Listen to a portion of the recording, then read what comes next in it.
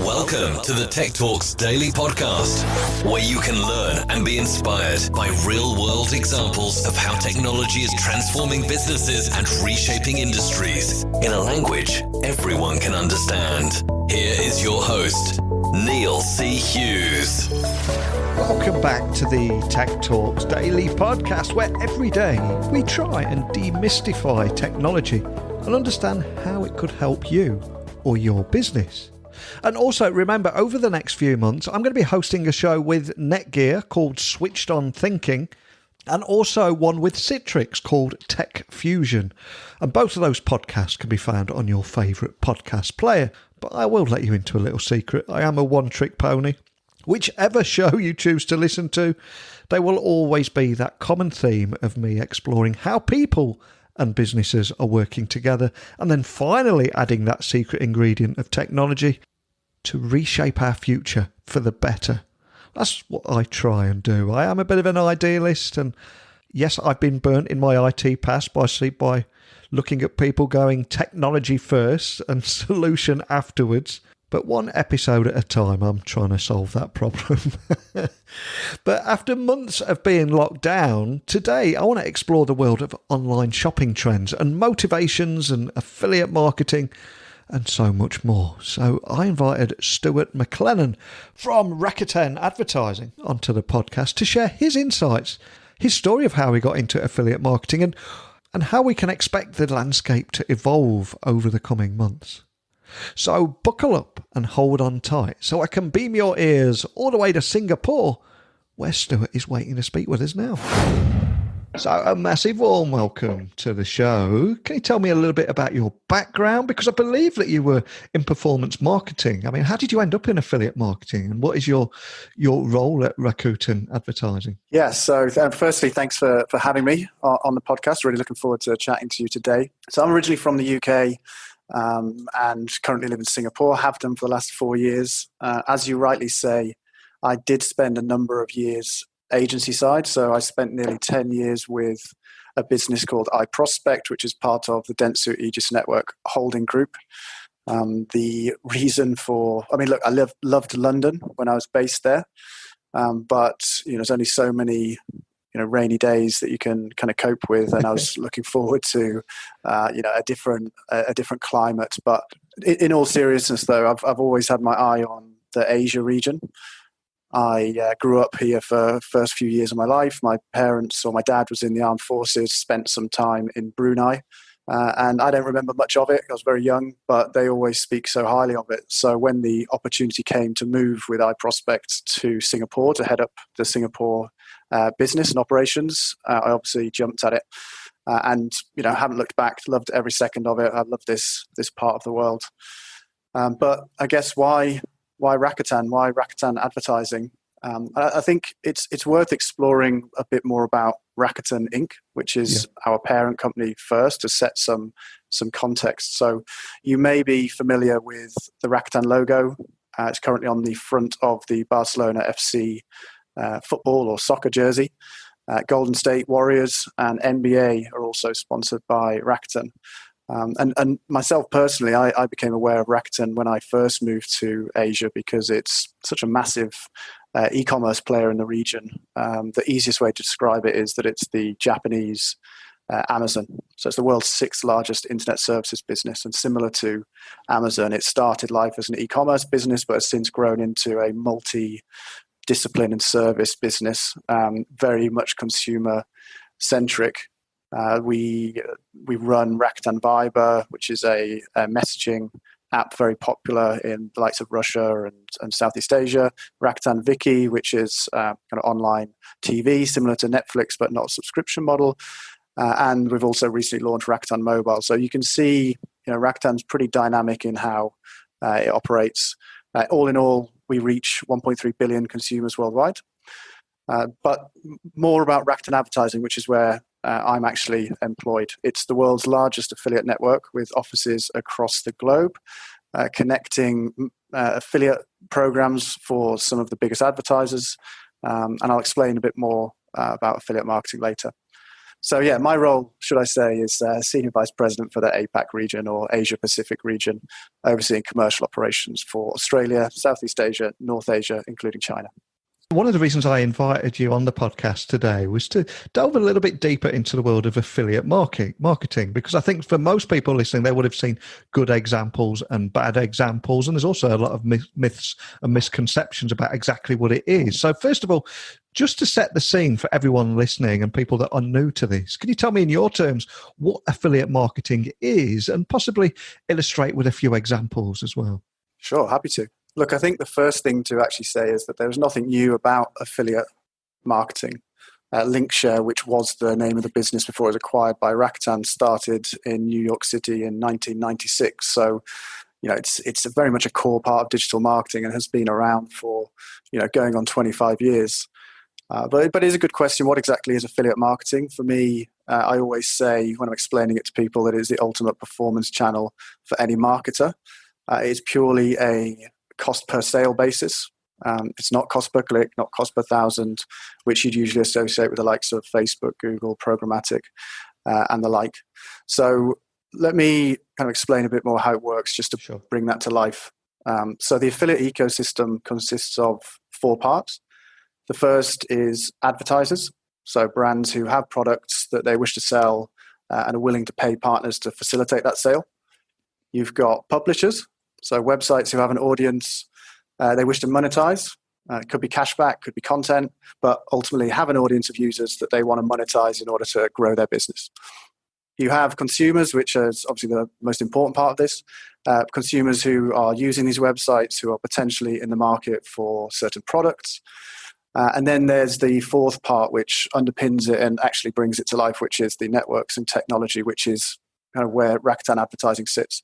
So ultimately, we help connect the other 3 parts to meet their individual needs and track their performance. So again, let me bring that to life with an example. Yeah. So let's say you are Nike and you want to drive sales of your running equipment. First, you would integrate a technology such as the Rakatan Advertising technology on your website, and then use our platform to identify publishers or partners, because it's important to know it's more of a partnership, this type of marketing, and connect with partners who have an audience which you wish to reach as Nike because you want them to buy your products. So just to bring the publisher part to life a little bit, if you're in the US, this could be Rakuten Rewards. In the UK, people will be familiar with Quidco. In Asia, it would be something like Shopback. But it also could be Condé Nast, the Hearst Group. There's thousands and thousands of different types of publisher. So Nike identifies which publisher they want to work with based on the audiences they have available. Nike agree a commission rate they are willing to pay that publisher to incentivize them to promote Nike's product to their audience. Consumer then visits the publisher's website.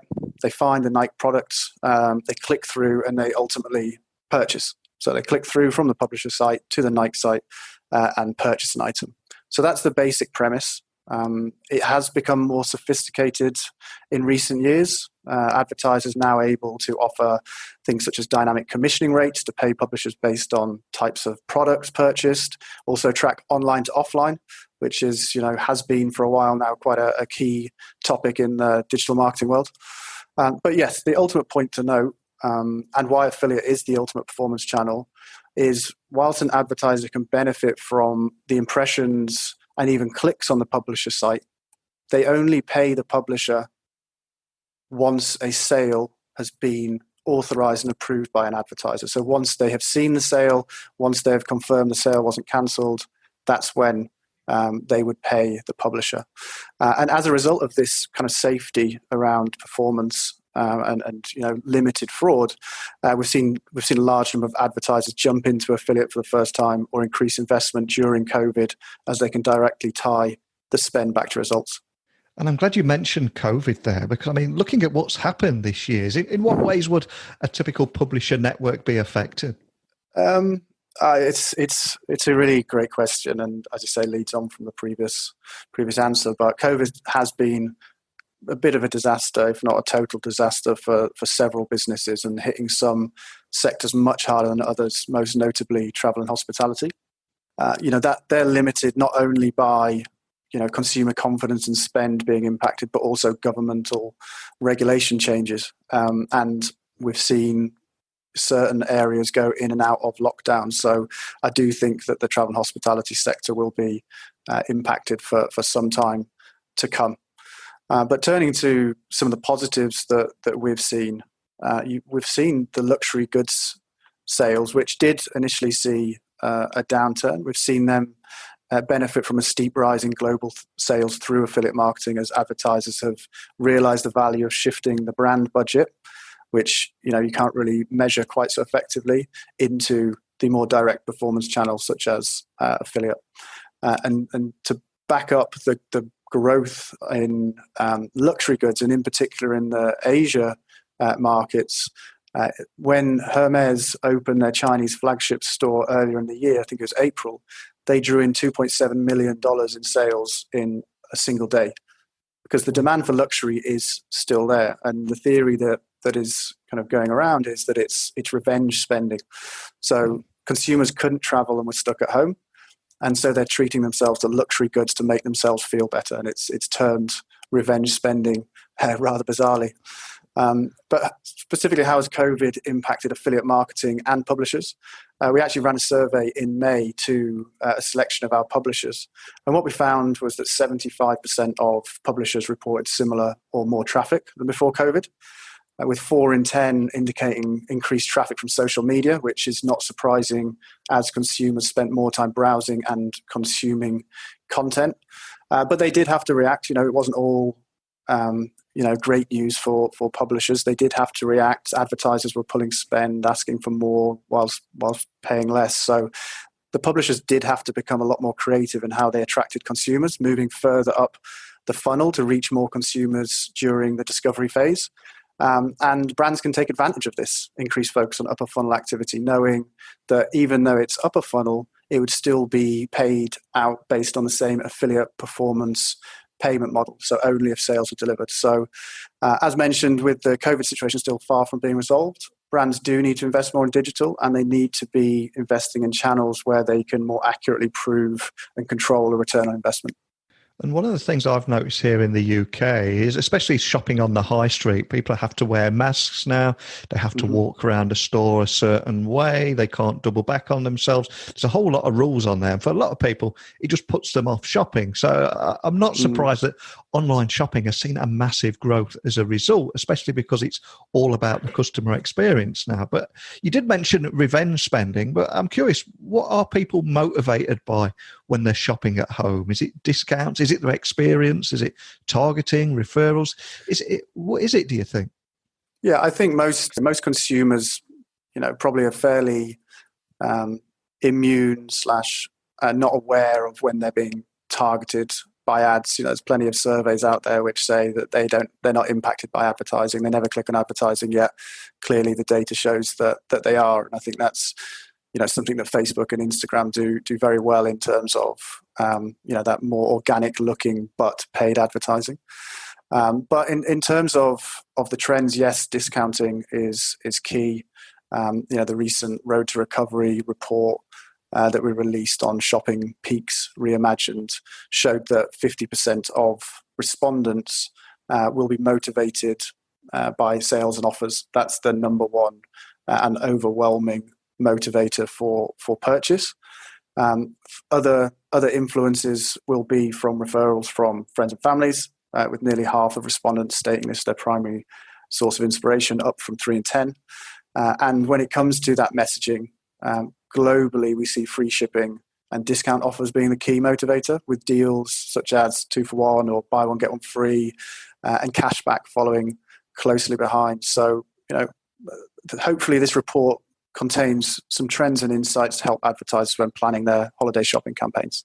And to all listeners out there, how are brands and retailers not just surviving, but thriving in today's conservative yet progressive climate? Because there's a lot of changes in that as well, isn't there? Yeah, we are very much in unprecedented times. And it's often said that the Chinese word for crisis is the same as opportunity, even though some people dispute that. But I think this is very much true for today's marketeers. There is a crisis, but there is also opportunity.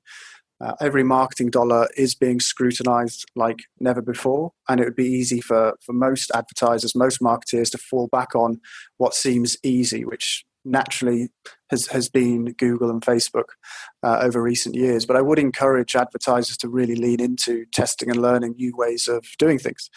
What our report shows is brands need to be rewarding loyalty and providing deals in the run-up to the holiday period. And with consumers spending more time consuming content, look to invest in low-risk upper funnel strategies linked to performance. You're not going to escape this crisis without changing your approach and innovating. So I'm curious, are there any other shopping trends online that you're noticing or even motivations that you could share with us today? Yeah, of course. And as I mentioned, I think the 2020 Holiday Shopper Report that we've recently launched does have some great insights in there for advertisers when thinking about what to do over the next few months. And the reason why I think it's great is that we've done this for a couple of years now, and it's always looked at key insights for advertisers, but this one actually provides a snapshot of how COVID is impacting consumer reported shopping behavior. So the first stat that I want to highlight is that 40% of respondents said they plan to change shopping behavior forever due to health concerns. So not wanting to be in crowded spaces, not wanting to be in these offline retail mega malls. And you can see this has already had an impact. A third of respondents said they were more comfortable shopping online now versus last year. So this report was done in around about May. And the 3 months of COVID has meant that a third of respondents feel more comfortable shopping online now versus last year. And you can foresee that continuing. 75% of respondents stated they would be shopping primarily online during the holiday period, which is a sizable increase on the previous year. One stat that really stood out for me, and apologies for all the stats, but I think hopefully you'll find them interesting. Globally, 7 in 10 consumers will maintain or increase their spending this holiday season, which kind of flies in the face of what we've been told around COVID and its impact on business. It has had a major impact, but 1 in 4 people have had to reduce their household spend over the COVID period. So the data suggests that they're wanting to splurge and spend more during the holidays to make it a more enjoyable experience. And finally, statistics from eMarketer predict over $2 trillion of e-com spend in China, which represents 6 in every $10 spent online, with the bulk of that very much on mobile. And what's interesting about China is that if you want to tap into this lucrative market, what we see is that deals and influencers have the biggest impact on consumer decision making. This is why product live streaming is so massive in Asia. It's not quite taken on quite so much importance in other parts of the world, but in Asia it is huge. So Alibaba's Singles Day, which is the equivalent of Amazon's Black Friday, but much, much bigger. In 2019, this one day alone drove $52 billion in sales. Wow. And a lot of that was coming from product live streaming. So I'd expect this to be a huge trend for Asia, and you would expect to see a lot of these trends moving across into Europe and the US through this period. 52 billion, that's incredible. And of course, with affiliates, like anything out there are a lot of myths and misconceptions, and that's something that I do like to try and bust on this podcast. So I've got to ask, are there any myths or misconceptions in the industry that you would like to finally lay to rest today? Yeah, of course. There's one that stands out for me, the myth that affiliate marketing does not reach new customers and cannibalizes sales from other channels. Our business and our competitors' business have countless case studies and research that show the incrementality of affiliate marketing from a revenue perspective and new customer acquisition perspective. I'd encourage everyone to revisit their approach and their mindset towards affiliate. There has been a huge amount of innovation across the board because we needed to keep pace with the demands of consumers, advertisers, and publishers. So things like dynamic commissioning, which allow us to better control the pricing and commission paid to publishers based on the specific product that a consumer buys. This is all helping a advertiser control their cost and reach new consumers. And right now, in the middle of COVID, advertisers can rely on affiliate marketing to deliver that highly controlled, cost-effective sales. So now's the time to jump in themselves and bust the myth and see it for themselves. And like you said a few moments ago, there is a lot of uncertainty out there because of huge impacts on travel, hospitality, luxury brands, and so much more. But there is hope out there. A lot of companies are bouncing back. So to end on a positive note, what is it that excites you about the road ahead? I think there is a huge amount of opportunity. We are in a crisis, but it will end. In fact, you might not be aware of this, but Rakuten means optimism in Japanese, and that is the key to our future success. From a Rakuten perspective, I genuinely believe what they're doing will change. Sorry. From a Rakuten perspective, I really believe in what they're doing, and the change they're affecting is really exciting for me. And I'm excited to be part of this business. Look how they're disrupting the mobile market in Japan, where they're launching open source technology to dramatically reduce consumer costs. That's just one part of a much bigger ecosystem. We will see a huge amount of disruption and innovation come out of this crisis, and ultimately it will be to the benefit of the consumer.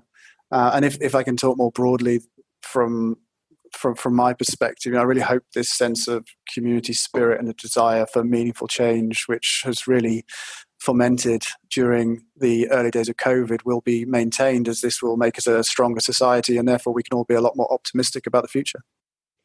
Absolutely. I love that. That's beautiful. It stood for, means optimism in Japanese. I had no idea. So you've certainly taught me something there. And for anyone listening that would like to find out any more information about the work that you're doing, or even contact your team if they've got any questions after listening to our conversation today, what's the best way of doing that? Yeah, our website is www.rakatanadvertising.com, which is all one word. You can download a copy of our holiday shopping report from there if you so desire. We're on LinkedIn, Facebook, Instagram, and Twitter. And if anyone wants to connect directly with me, please feel free to do so on LinkedIn, and I'd love to discuss any of these topics further. Excellent. Well, a huge thank you for joining me today. I've learned so much, and especially just diving a little bit deeper into the online shopping trends and motivations here in 2020, and how we're also paving the way for reopening of the economy all around the world. So much good stuff in there. But more than anything, just a big thank you for taking the time to come and speak with me today. Thank you, Neil, for your time. Really appreciate it. Like we've mentioned in the podcast today, some of the sectors have seen huge impacts this year, and for the wrong reasons, such as travel, hospitality and luxury brands. But these sectors can evolve and potentially bounce back. And online shopping has seen a massive growth. And I do love how Rakuten is actually translated as optimism. I think we all need a little of that right now. But as always, let me know your insights, questions, and anything else at all by emailing me, techblogwriter@outlook.com. My website is techblogwriter.co.uk, and my Twitter is @NeilC.Hughes. Now, after chatting with Stuart, he has convinced me that revenge shopping is actually a great thing and not a negative. So I'm going to have a cheeky dabble in the world of revenge shopping. I might even put a bit of online revenge shopping into the mix, and return back tomorrow with more tales of my digital adventures. So all that's left for me to say is a big thank you for listening, and until next time, don't be a stranger. Thank you for listening to the Tech Talks Daily Podcast with Neil C. Hughes. Remember, technology works best when it brings people together.